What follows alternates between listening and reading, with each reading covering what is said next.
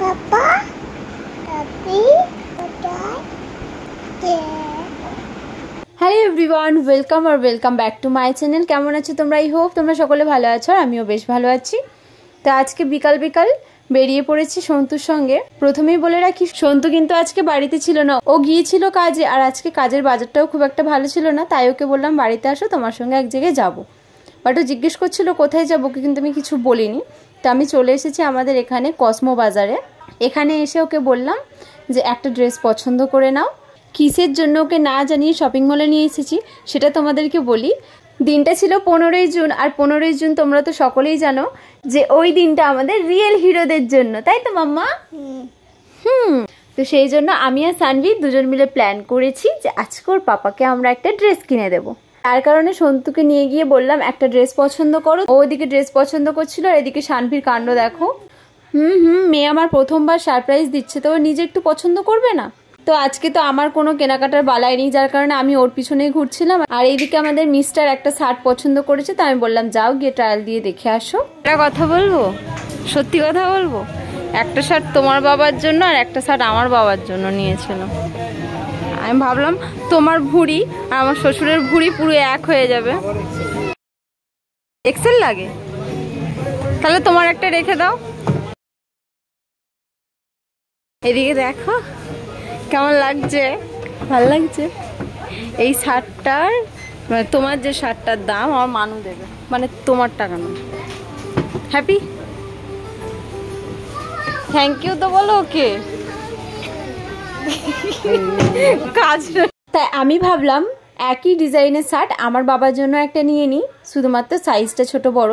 এইদিকে সানভির কাণ্ড দেখো, সেখানে গিয়ে নেল পলিশ পড়ছে, মানে ভাবো। থেকে কেনাকাটা করে আমি চলে এসেছিলাম মিয়া আমরে, ওখান থেকে একটা কেক নিয়েছিলাম।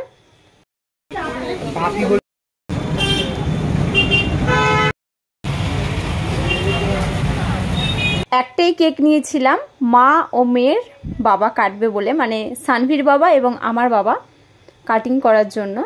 আমার বাবা কিন্তু বাড়িতে ছিল না, আমি ফোন করে বলেছি তাড়াতাড়ি বাড়িতে আসো, তোমার সঙ্গে একটু দরকার আছে। তো আমার বাবাও কিন্তু কিছু জানতো না। তো মামা বাড়ি গিয়ে তোমার মামা বাড়ি দাদা, তারপরে পাপা, তুমি তিনজন মিলে তো কেক কাটবে। Happy father's day.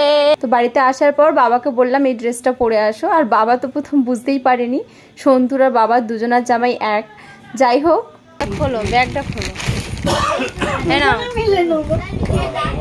একটা জামা তোমার, মানে তোমার মেয়ে দিল, আর একটা জামা আমার মেয়ে তার বাবাকে দিয়েছে।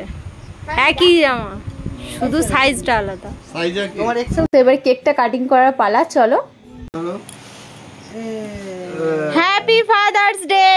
সানভি বলো হ্যাপি ফাদার্স ডে।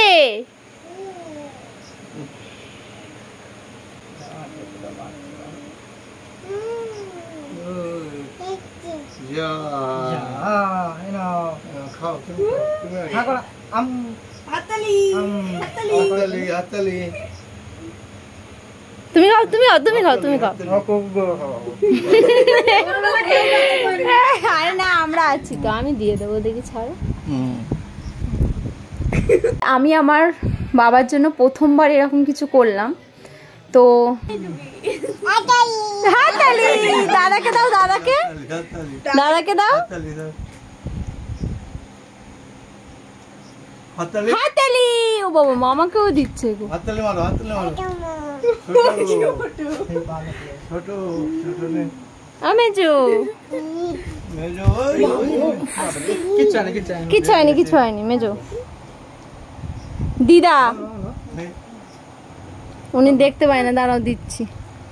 এই দিদাকে দাও, তুমি খাও।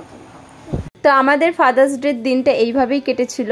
যাই হোক, তোমাদের ওই দিনটা কে কেমন ভাবে কাটালে, আশা করছি ওই দিনটা তোমরাও খুব ভালোভাবে কাটিয়েছো।